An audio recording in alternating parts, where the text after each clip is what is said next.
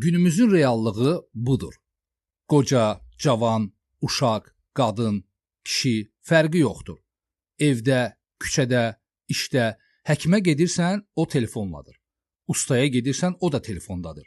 Son illərin ən böyük asılılığı qısa formatlı videolardır. Televizor dövrü artıq arxada qaldı.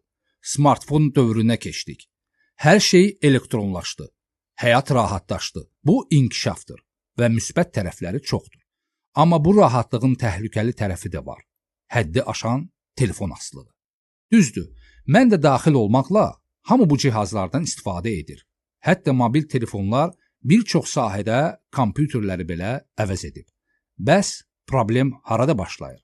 İnsan beyni hər qısa video izlədikdə dopamin adlı həzz hormonunu ifraz edir. Videoların tez-tez dəyişməsi, müxtəlif mövzuların ard-arda gəlməsi beyində süni bir zövq anı yaradır. Araşdırmalara görə qısa videolara çox baxdıqda diqqət müddəti azalır, dərin düşünmə qabiliyyəti zəifləyir, yaddaş və fokus pozulur. Gecə telefonun ekranına baxmaq melatonin hormonunu azaldır, nəticədə yuxu keyfiyyəti düşür. Uzun müddətli istifadə zamanı isə stres və narahatlığı artırır və insanı real həyatdan uzaqlaşdırır. Nəticədə saatlar sənə dəqiqələr kimi gəlir. Bir video digərini cəlb edir və insanda asılılıq yaranır. Bu platformalar təsadüfi deyil. Xüsusi olaraq asılılıq yaratmaq üçün hazırlanıb. Bəlkə elə bu videonu da indi bu formatda izləyirsən. Bu qaçılmazdır. Bu telefonlara görə nə qədər ailələrdə narazılıq yaranır. Bu cümləni bütün günü əlində telefon heç bir iş görmür. Hamı eşidir.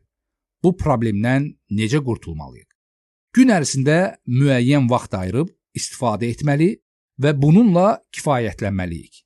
Bəs dinimiz bu haqda nə deyir? Allah bizə vaxtın qədrini bilməyi tövsiyə etmişdir.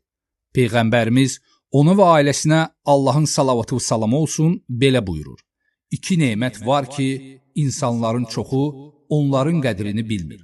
Sağlamlıq və boş vaxt.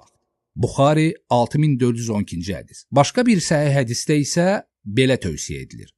5 şey gəlməzdən əvvəl 5 şeyin qədrini bil. Qocalıqdan əvvəl cavanlığının, xəstəlikdən əvvəl sağlamlığının, kasıblıqdan əvvəl var dövlətinin, məşğuliyyətdən əvvəl boş vaxtının və ölümdən əvvəl həyatının. Əl-Həkim 7846-cı hədis. Texnologiya düşmən deyil, amma nəzarətsiz istifadə təhlükədir. Allah bizim sonumuzu xeyirli etsin.